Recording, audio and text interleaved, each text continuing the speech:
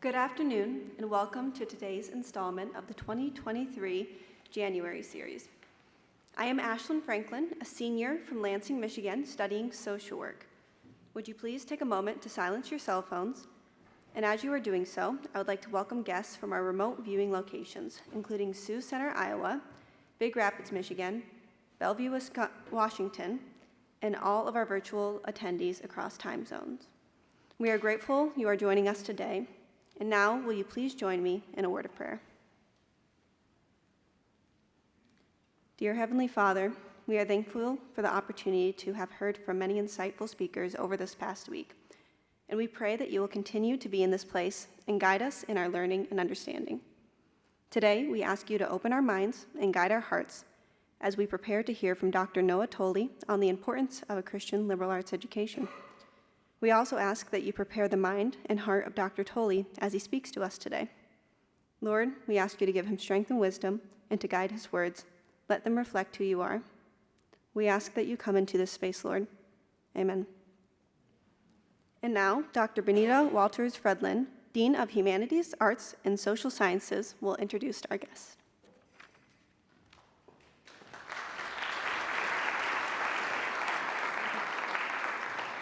Good afternoon. If you were looking for a poster child to exemplify both the passionate pursuit and fruitful application of a Christian liberal arts education, Noah Toly would not be a bad choice.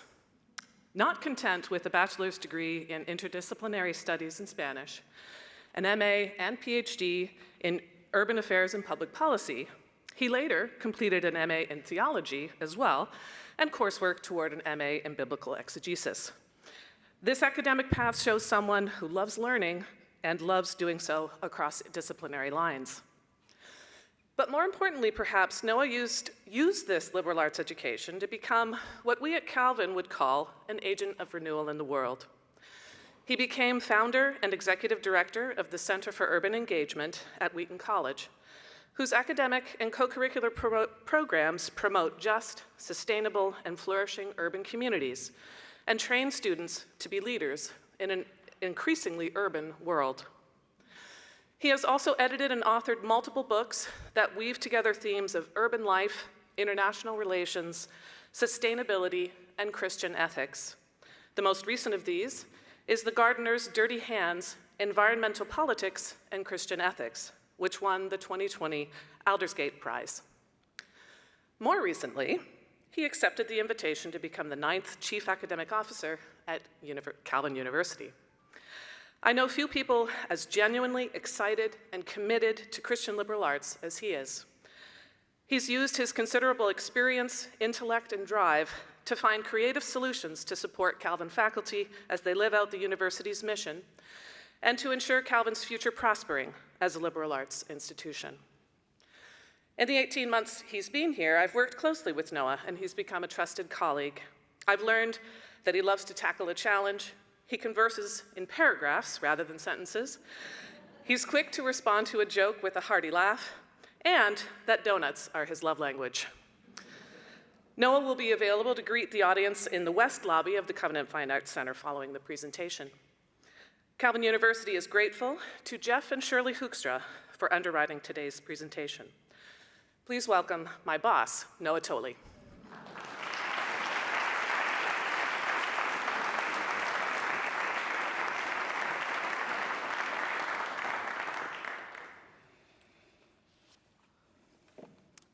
Well, thanks to Benita for the incredibly generous introduction.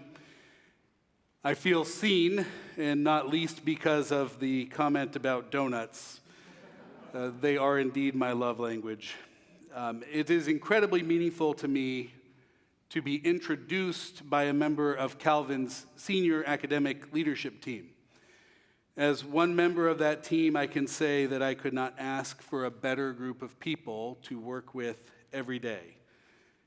I'm lucky to labor alongside such talented and experienced team members and people who are so committed to the mission and vision of Calvin University. It's an incredible honor to join them, President Bohr and cabinet colleagues, and the university's faculty and staff in stewarding the future of Calvin. And it's to those groups that I dedicate this talk. And before I go further, I want to thank Shirley and Jeff Hoogstra for their generosity in sponsoring this talk today. I confess it's a bit odd to be joining the January series as a speaker this year, rather than just spending time soaking up the wisdom from our guests. But I'm truly honored to be part of this year's distinguished lineup. I also now understand what it's like to be a local speaker in this series.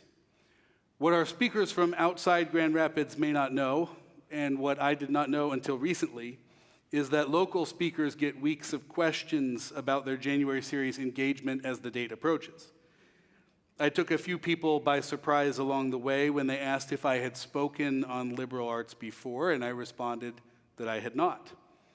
But many thanks to Reverend Peter Yonker at LaGrave Avenue Christian Reformed Church for the confidence-boosting recognition that I seemed like, quote, a reasonably verbal human being, and so it would probably turn out okay.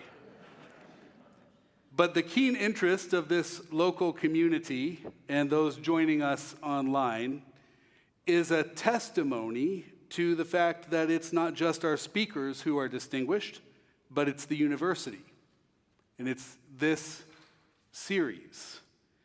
Indeed, the January series is truly a Calvin distinctive. It reflects Calvin's mission.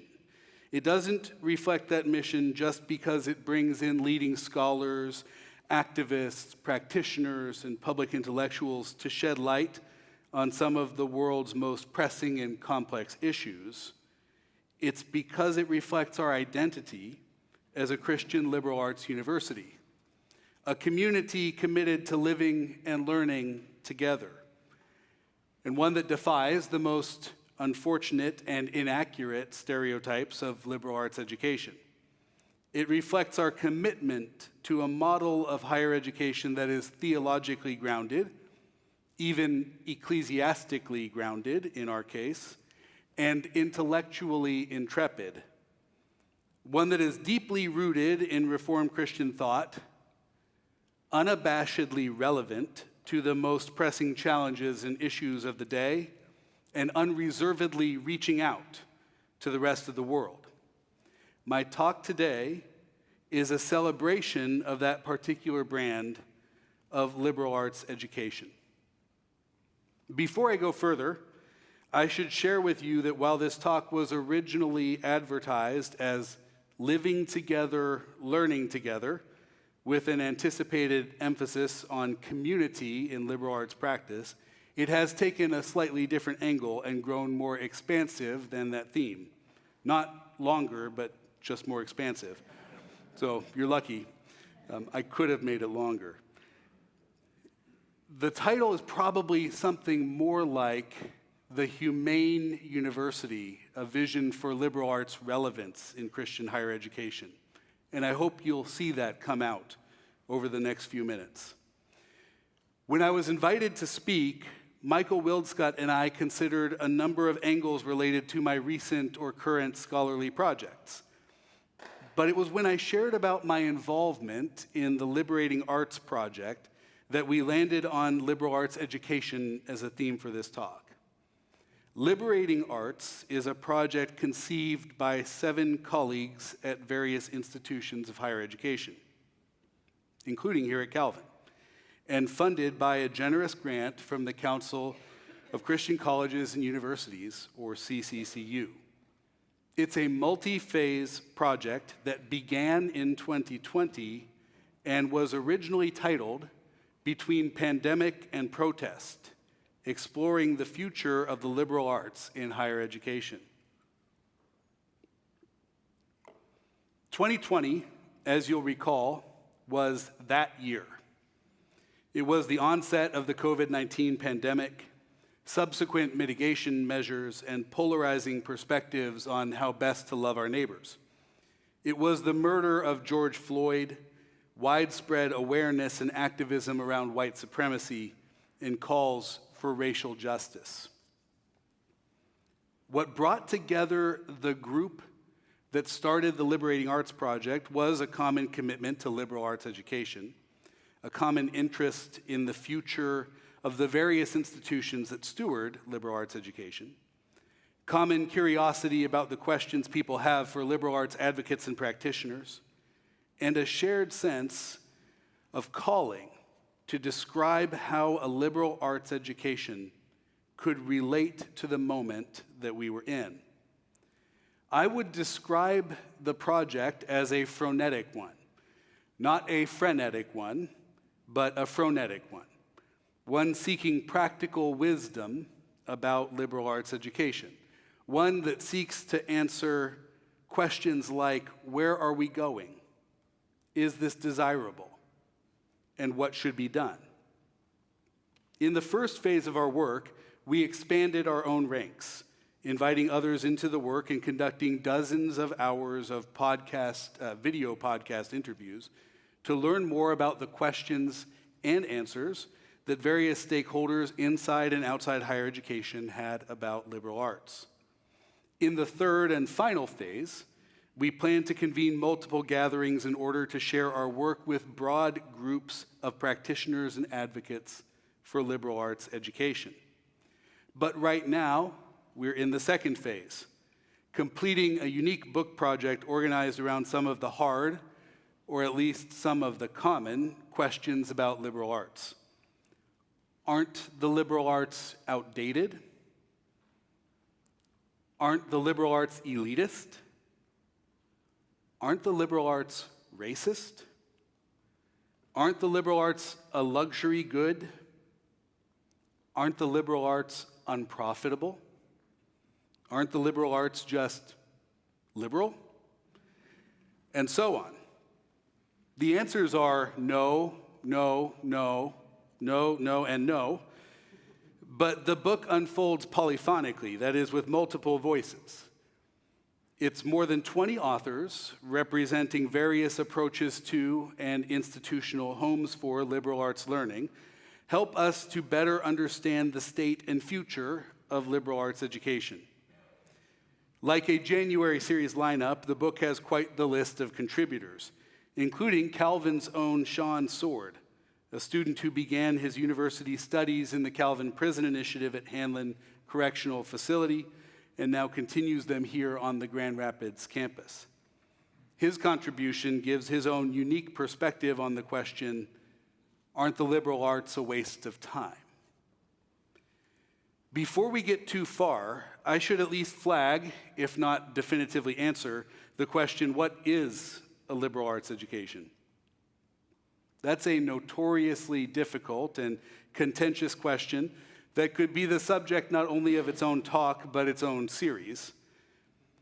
Is the liberal arts centered on a canon of great texts, a set of enduring questions, the 7 classical arts of the trivium and quadrivium, a panoply of modern disciplines descended from or expanding on those, or formation in virtue and wisdom rather than training in practical skills?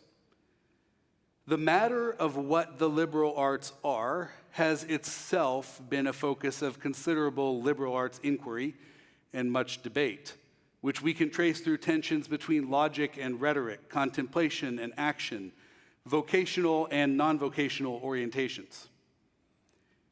Far from seeing these as incompatible or mutually exclusive descriptions of the liberal arts, I see them as potentially harmonious, and especially harmonious when they're at their best.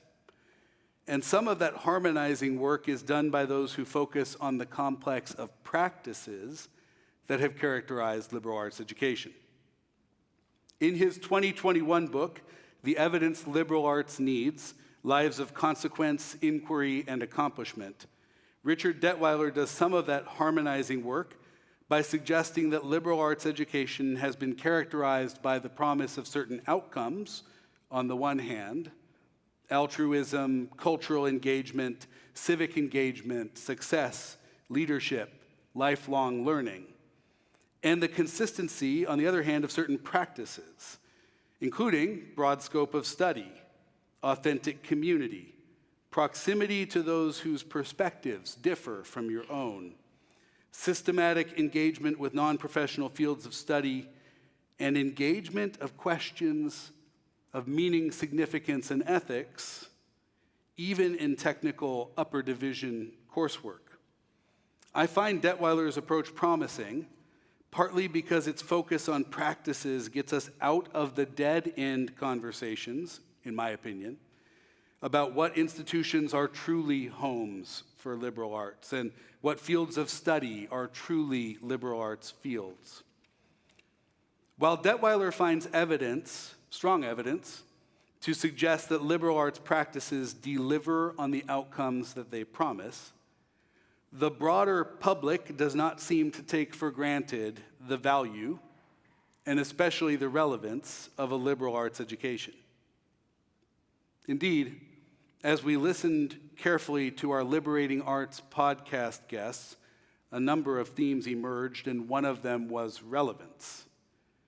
People asking and answering whether and how liberal arts education was really connected with the needs of first-generation students and their families, how it could really be in touch with the needs of public health professionals, really meaningful to the needs of Black and brown communities excluded from too many of our most important wealth-building opportunities for generations.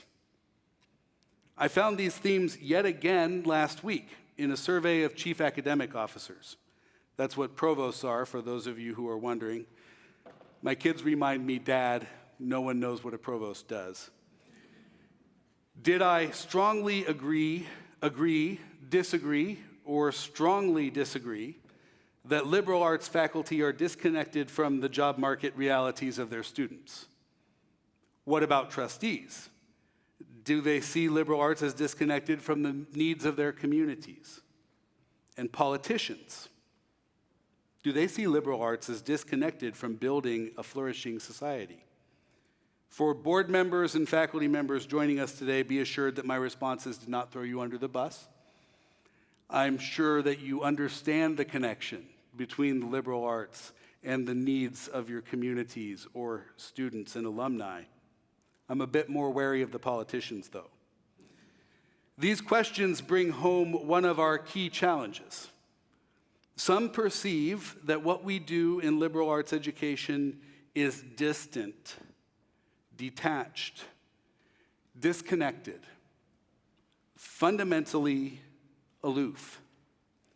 Liberal arts education is perceived by some as out of touch with community, out of touch with real-world exigencies, opportunities, and challenges, and out of touch with what it means and takes to build a better world.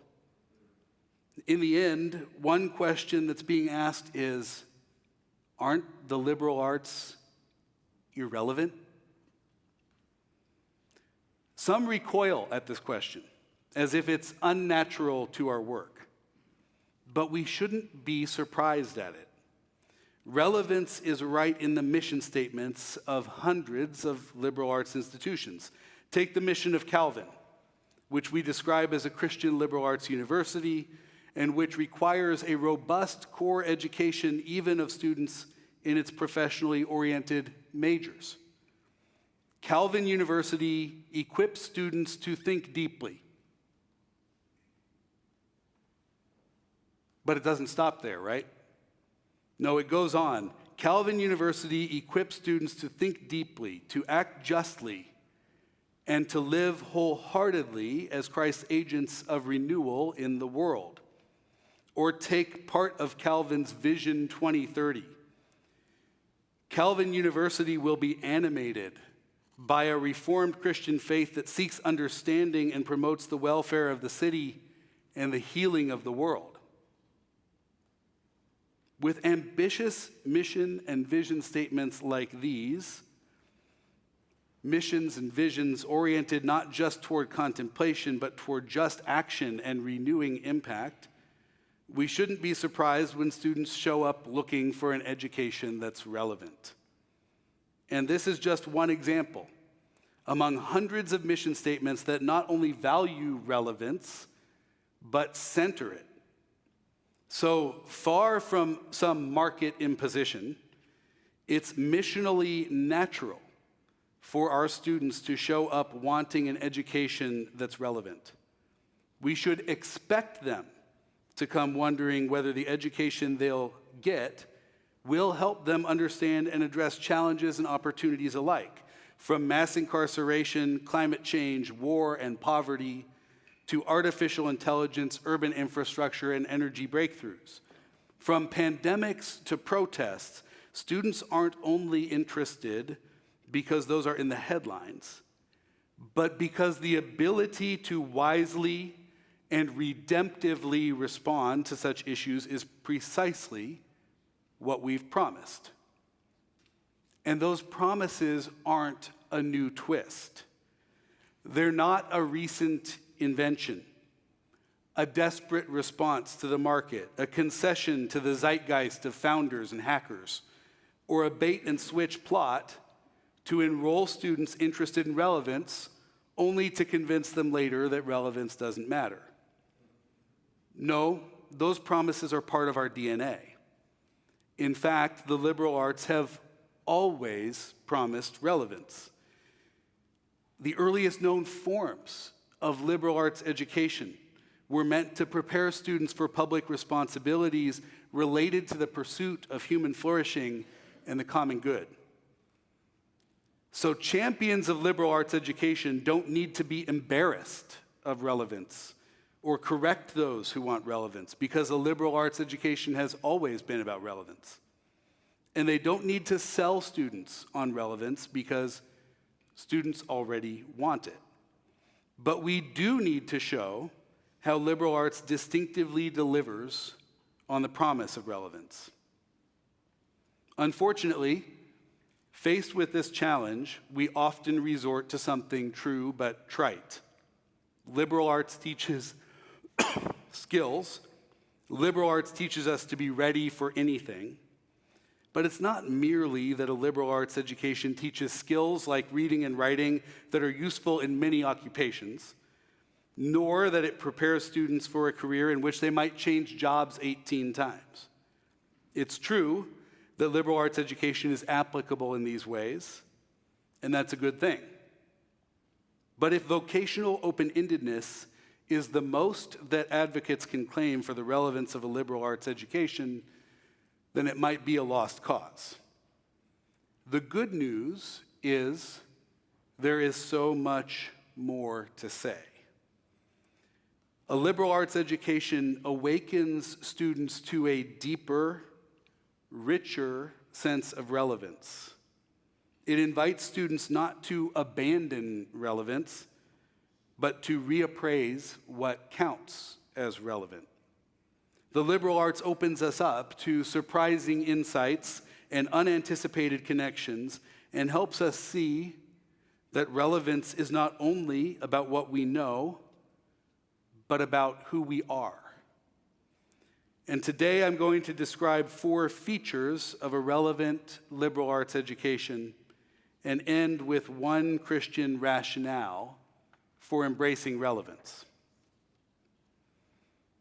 One distinctive mark of a liberal arts education is that it teaches us to grasp the ecosystem of knowledge.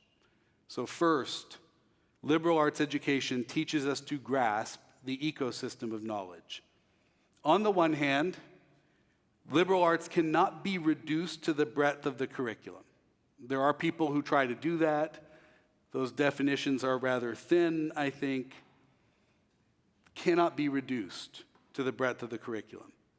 On the other hand, it is inconceivable that a liberal arts education would be limited to a singular focus on any area of study. Whether we're talking about the trivium and quadrivium, or a canon of modern disciplines descended from or expanding on those paths of study, the liberal arts helps us to understand an array of subjects, disciplines, ways of knowing. The point of this scope isn't merely to understand discrete fields of study or grasp the independent insights of each individual discipline. Rather, It is to understand how they relate to each other.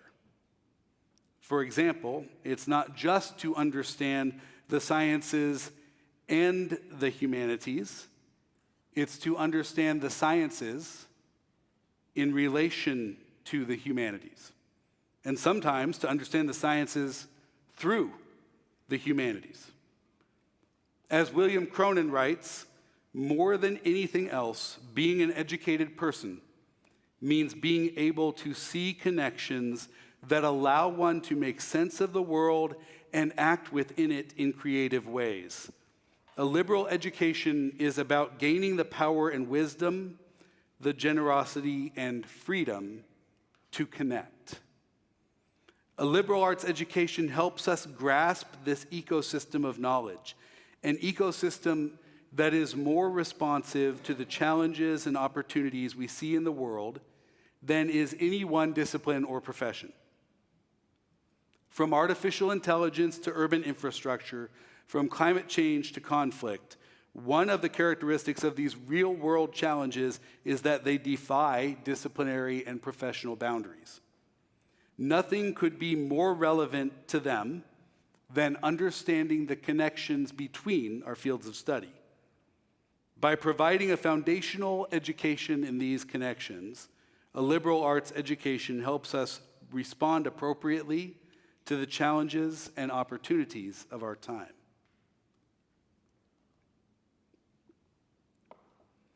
Second, liberal arts education teaches us to draw from the deepest wells.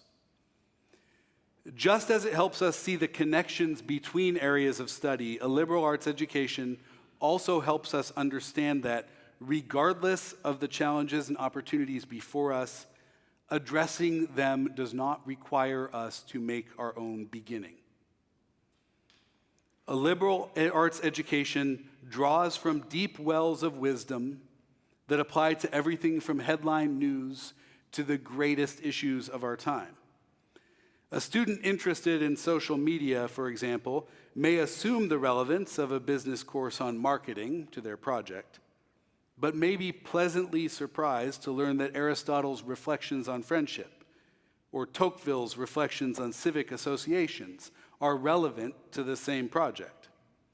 And the principle extends to nearly every challenge we might consider. There is no opportunity to make and do that cannot be shaped by better understanding the consequences of our inventions. There is no effort at sustainability and conservation that cannot be informed by the long history of wrestling with our own limits. There is no struggle for emancipation or justice that cannot be informed by thousands of years of thought about what it means to be human. Simply read Martin Luther King's letter from a Birmingham jail, which many of you may have done this past Monday. In it, he cites Socrates multiple times, Thomas Jefferson, Abraham Lincoln, Martin Buber.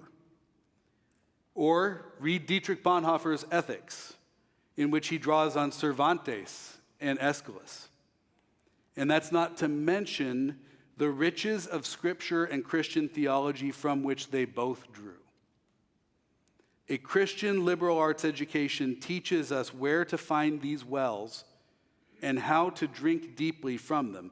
It brings timeless resources into conversation with timely challenges.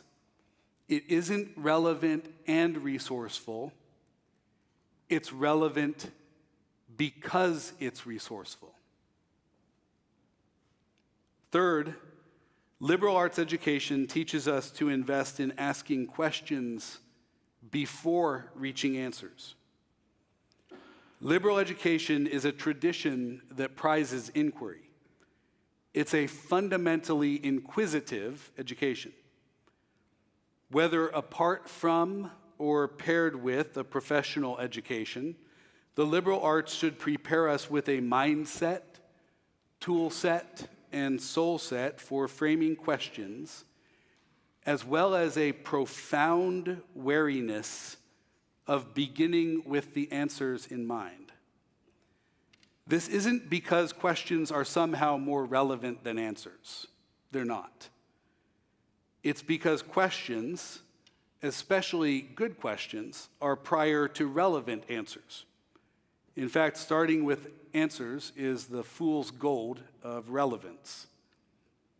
When we think we know the answers before we even set out the questions, that's when we risk doing the work of the greatest irrelevance. That's when we risk finding ourselves, as the French social theorist and theologian Jacques Ellul noted, quote, in the presence of a large number of solutions that do not respond to any problem posed. Or more precisely, the problem is posed well enough in reality, in the practical life, but it is not formulated. And, quote, it is impossible, Ellul notes, to answer a question when the question is not thus posed. A liberal arts education teaches students the dispositions, skills, and humility to formulate and refine better questions. Questions in service of more relevant answers. Finally, a liberal arts education is relevant because, at its best, it is not only informative, but also formative. It doesn't just fill our heads with knowledge, but it shapes our whole person. Some say that a liberal arts education aims at well-roundedness, but the point of well-roundedness isn't to know a little about a lot of things. It's to be shaped by a lot of things. To be shaped by the practices of attention common to the laboratory and the gallery. Shaped by making and doing in the studio and on the stage. Shaped by shared attention to the codex and the code. It's to be shaped by our encounters with each other in a shared engagement with the treasures that are the humanities, arts, and natural and social sciences, regardless of the vocations to which we might finally connect them. Authentic communities devoted to inquiry, informed by the resources of the centuries, and aware of the ecosystem of knowledge shape curious and courageous people. Liberal arts education isn't the only way we can become those kinds of people. There are many other combinations of institutions and practices that can result in similar formation. Nor does liberal arts education have guaranteed or uniform effects. But it is an education that prepares us to be the kinds of people who address the challenges and opportunities of the moment, people with daring and disciplined imaginations necessary to fulfill even the most ambitious and relevant missions. To close, I'd like to turn briefly to the reasons we care about this. Why do we care if what we do is relevant? I mean, it's fine to say that connecting, resourcing, questioning, informing are relevant. It's fine even to say that emphasizing relevance isn't some institutional survival mechanism, but it's deeply missional, to act justly, to live wholeheartedly. But for those who may still want a rationale, and I know this is a community that treasures its rationales, including especially its theological rationales, to those who still want a rationale, why?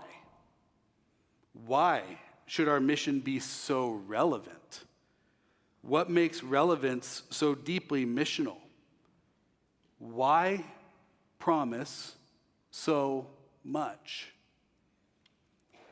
Here we could turn to many resources. We can make the case that Christian spiritual formation involves an increasing grasp of and commitment to the flourishing of our neighbors, an increasing understanding of and commitment to what it means and takes for our communities to thrive, and increasing discipleship in the Christ-like embrace of the truly human vocation of being for God, for others, and for creation.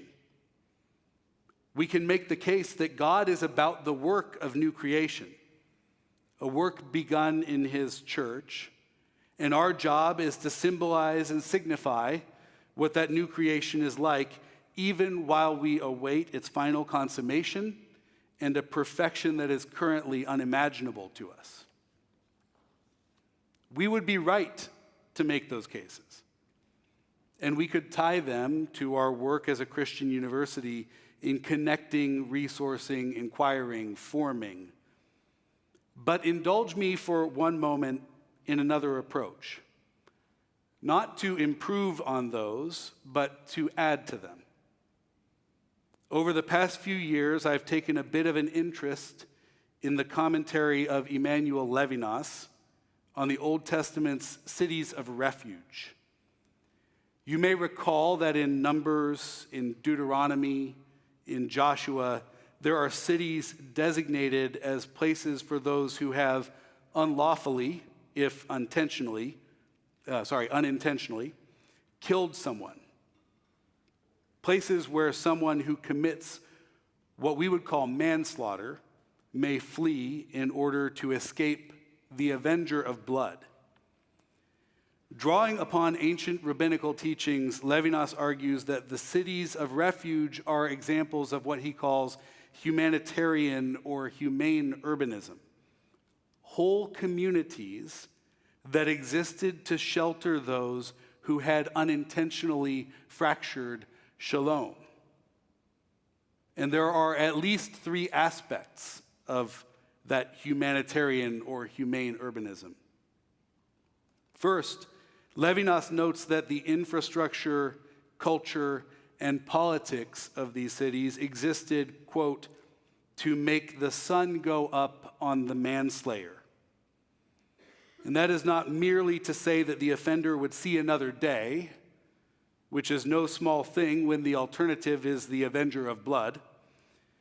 Rather, ancient rabbinical readings here suggest that the sun stands in for everything that is needful.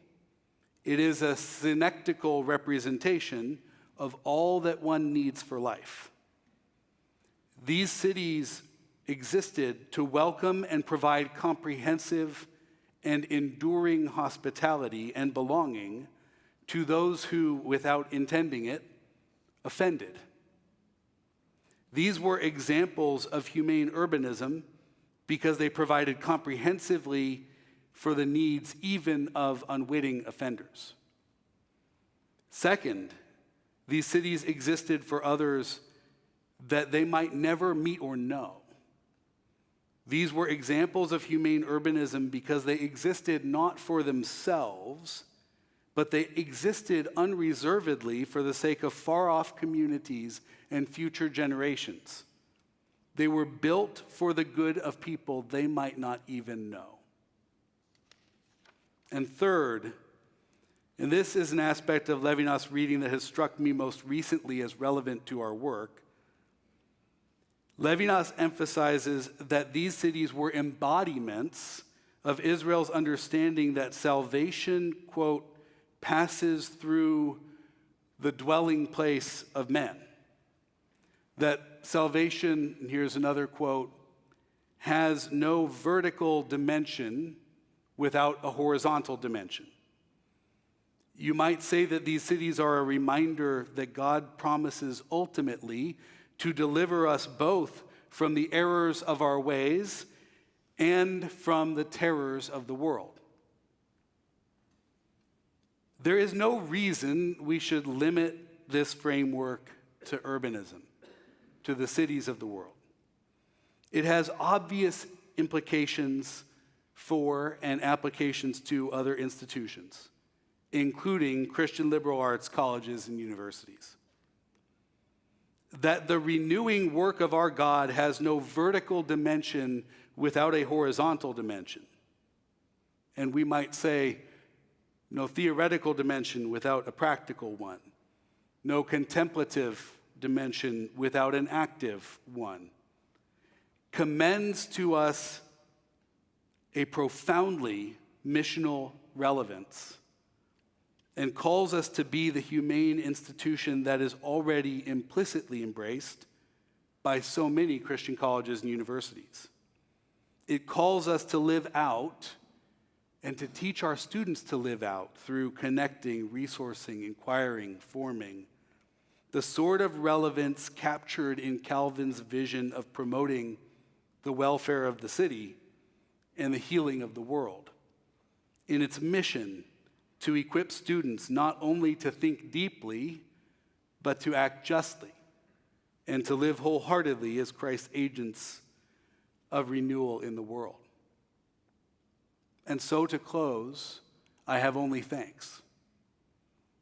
Thanks to this community, many thanks, for being a wonderful model already of this vision for higher education and for committing to live into this even more in the future.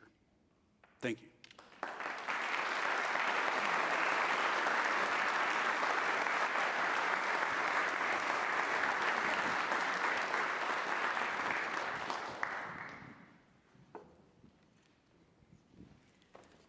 Thank you, Noah. Thanks, Mary. We're delighted to have you here at Calvin and thinking with us about what it means to be a liberal arts institution. As you can imagine, there are so many conversations in higher ed right now. You're a part of them, I'm a part of them, about how liberal arts and the professional programs go, how do we finance these things. Here at Calvin, we've seen a real turnover in these values. Some people say we're losing our attachment to liberal arts and leaning harder into the pre-professional, professional programs. How would you respond to people who say, well, at Calvin, you're not even really celebrating the liberal arts? So how would you respond to that? First, I'd respond by saying we do need to celebrate the liberal arts, and we need to live into that liberal arts identity. One of the things that was attractive to me about Calvin was it had already decided to walk down the path of becoming a liberal arts university. That's a tough needle to thread when you want flourishing professional programs and you want flourishing humanities, arts, social sciences, natural sciences, non-professional programs. And I liked that Calvin had put its finger on that and said, we're going to try to thread that needle. I think it's a worthy project. One of the things that can be helpful to us in that work, I referenced in my talk. It was Rick Detweiler's book, The Evidence Liberal Arts Needs, Lives of Consequence, Inquiry, and Accomplishment. And I appreciate Rick's work partly because he centers his analysis on practices. I do think it's a dead-end conversation to talk about what's really a liberal arts institution, partly because historically liberal arts have been stewarded by universities and colleges, by libraries, by monasteries, by churches. You could make the argument that liberal arts as a way of learning and being in the world is stewarded by certain publications. So I don't think the conversation about institutions is helpful. I also don't think the conversation about fields of study is especially helpful, because when you look at the history of liberal arts, those fields do change. But practices may get us out of those dead ends. And he identifies 6 areas of practice. I'll probably forget at least one as I'm going over them with you here. Authentic community, scope of study, engaging questions of meaning, significance, and ethics, or even what it means to be human, even in upper division technical courses. Being exposed to people who don't share your perspective on things as you're learning. Having systematic engagement with non-professional fields of study. And there's one more, I promised you I'd forget it. Did you say authentic community already? I started with authentic community. And I think when we look That's at my that, favorite. That's why I remember that. it's my favorite too. Yeah. It's actually the one that Detweiler says you can trace the effects of that practice to each of the promised outcomes for liberal arts. It's the only one. Right. So I think when we consider what it means to be a place that has a vibrant business, engineering, nursing, education community, a vibrant philosophy, arts, history, Spanish, biology community, we need to think through what are the practices that we have in common that help us live into that liberal arts vision. Right. In the class earlier today, you talked about the connection between arts programs and community and how that was made clear to you recently at a conference. Talk more about that. Sure. One of the things that students do when they come to Calvin or any university like Calvin is they find homes. They find homes in cohort programs. They find homes in the honors school or honors program. They find homes in athletics. They also find homes in theater troupes and in musical ensembles and in studios that practice together. And that sense of home isn't only important to the holistic well-being of the student, but it's actually important to their learning. The fact that they're learning together. And I think one of the areas where we don't always see that work is music, theater, and the arts. We understand that that's what's happening on the athletic field, let's say, or on the court, or in the pool. We don't always understand that's what's happening in the gospel choir. That's what's happening in symphonic band. And I think we need to take seriously investment in the arts, and in order to promote this place that can be home for so many students and where they can be shaped, as I pointed out in my talk, shaped by the practices that come along with participation in theater, participation in music. Yes. Another one of the challenges of higher education, of course, is affordability. So how do you think about the affordability of a place like Calvin, liberal arts universities, private schools, particularly when there are pressures to say we should give free college education to different groups of people, or all community colleges should be free? How do you think about the affordability piece of the story? The affordability and access is a fundamental question facing higher education today in the United States. And liberal arts education has a bad reputation for being unaffordable, being inaccessible. The reputation might not square with the reality all the time. Right. There's actually a really good case to be made that liberal arts has been more affordable, more accessible throughout the centuries, and is increasingly so, and is part of liberation projects in communities because of its affordability and accessibility. I think we need to take seriously how we can use the levers in the system to provide an education that is increasingly affordable. And here's what I mean by that. One of the things that is challenging for affordability is the fact that we have some classes that enroll 6 students or 5 students or 3 students, and some that enroll 30 students. If every class enrolled, let's say, 24 students, you could collect an average net tuition from students that's far lower than what we're actually collecting right now, because the system would be that much more efficient. It would just mean you give students a little less choice in how they're navigating, and we need to think through where that choice is important, where affordability is important. There are always trade-offs. And how we can push the price point down of what we do for certain communities even lower and make what we do more accessible to them. Yes. One of the things that came to me as I was listening to you talk was the necessary posture of humility, both for those of us who teach and those of us who learn. Do you have an example of how we can cultivate humility across campuses, in our teaching and our learning? Earlier in the series, we had somebody talking about the value of curiosity in conversation. Walt Whitman, quoted by Ted Lasso, talks about be curious, not judgmental. So how can we cultivate these things And how have you seen them cultivated at Calvin? There are lots of ways we can cultivate humility, and we have to do that. Intellectual humility is a key virtue. It's hard to learn much when you're not intellectually humble, when you think you already know all the answers. One of the things that we can do to cultivate that humility is practice dialogue. There are lots of ways we learn to do that.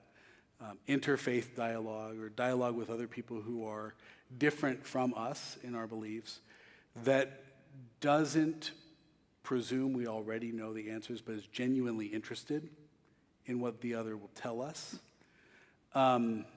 is one of the ways that we can learn it. Another way to get a little more on the fun side of things, not that interfaith dialogue isn't fun, is actually to learn things like improv. Improv involves a lot of listening, a lot of waiting, a lot of not assuming that you know how that line's coming out before it ends. I think there's a lot that we can learn from those kinds of practices. Friends in theater know how this goes. So we can all learn to practice humility in various ways here at Calvin. Yes. And we keep doing it. So for a liberal arts institution, a place like Calvin, you and I have had many conversations about, sometimes we call it the messy middle. You and I like to call it the magnetic middle because we think it draws people in.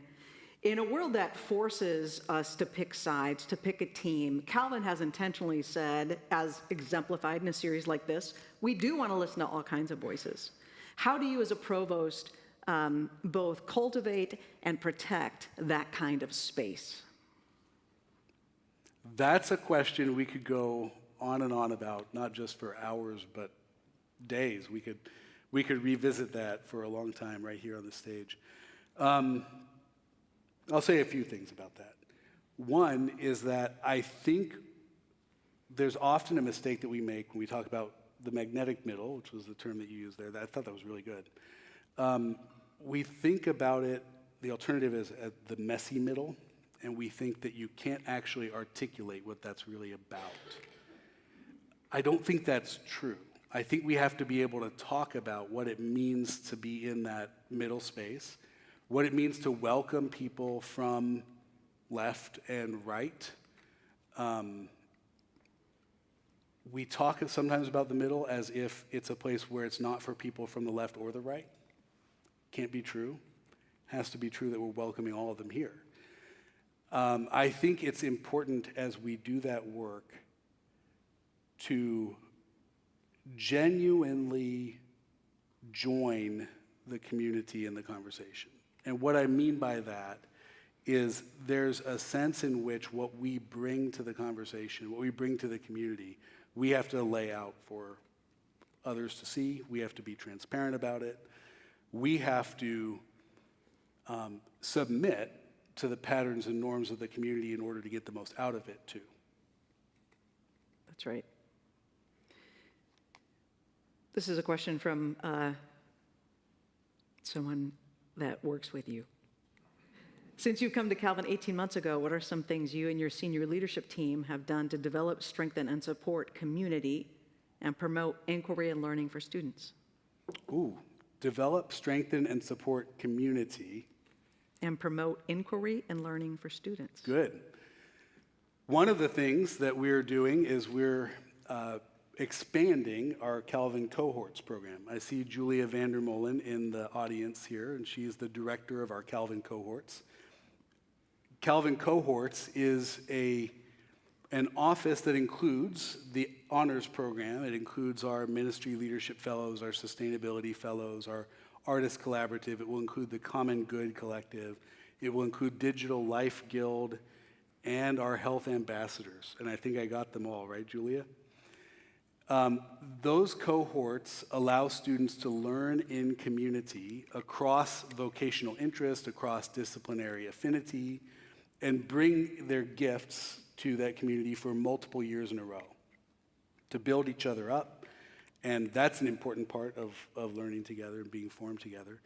And also, and they're also centered on inquiry. They're interdisciplinary and thematic, centered on inquiry into those areas.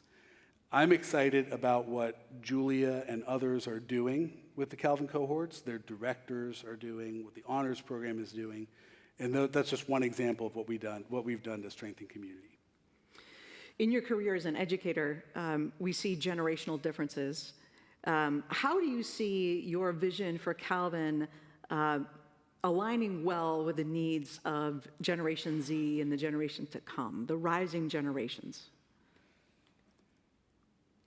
It's my sense that the rising generations are interested in the practical payoff of what they're doing. I don't know that for sure, but I have kids myself. I know their friends and their cohorts, and I've done a little bit of reading about who's coming in to Calvin. One of the things that I want that group to understand is that they don't only find the practical import of their education in professional fields of study. It's not that there's something wrong with professional fields of study. I want the students who love business to major in business. I want the students who love engineering to major in engineering, and education and nursing and so on. But I don't want students to choose those things because they think they're practically important and other things are not.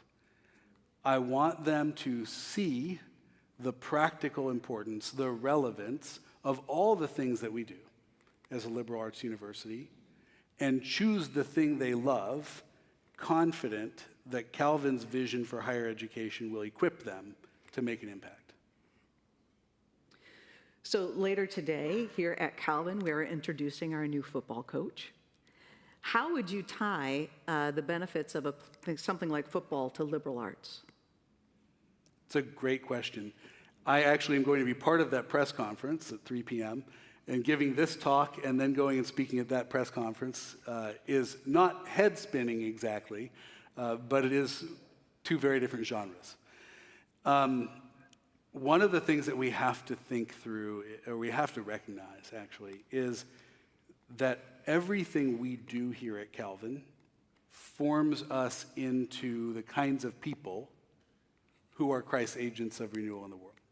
That doesn't just happen in the classroom. In fact, that doesn't happen primarily in the classroom.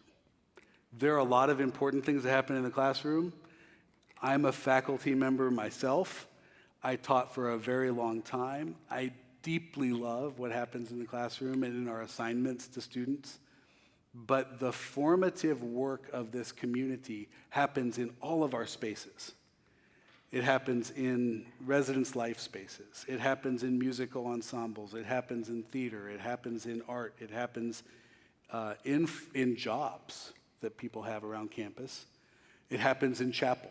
Thank you. And it happens on the field of play and on the court. Football, like any other sport, will teach students to face adversity in ways that reflect Christ-like character and develop Christ-like character. Will teach them to lean into the difficult things and continue in the midst of trial and challenge. And will teach them to live in community as well. It's the same thing that happens on our basketball teams and our volleyball team and in other parts of our athletic program. Mm-hmm. Mm-hmm. When you look ahead, what excites you about the future at Calvin University? I'm excited about so many things at Calvin.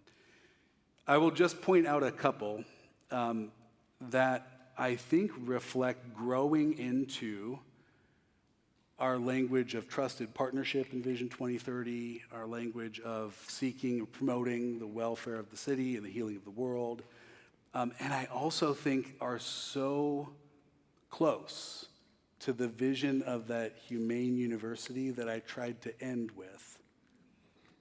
Calvin Prison Initiative, we have some people here who are very involved in that. I'm grateful to them. It's one of the best things that we're doing at Calvin, among many, many great things that we're doing. One of the things that I am excited about is finding ways to bring more of the DNA of Calvin Prison Initiative into what we're doing here on the Grand Rapids campus. Ready for Life is another program like that, a program for students, residential program for students with intellectual disabilities. Both of those reflect the fact that Calvin is a university that knows it's not for itself, it's not turned in on itself, but it's for others. I'm also excited about opportunities that we have to lean into partnerships, not just around the world, but in our backyard. I think we have many opportunities in Grand Rapids, in Kent County, throughout Western Michigan, to partner with communities and organizations that are making a difference in their communities, and not just to walk with them, but sometimes to walk behind them and learn not only about them, but learn from them. That's exciting. Yeah, and that's the posture of humility that we talked about. Excellent. Let's thank Noah.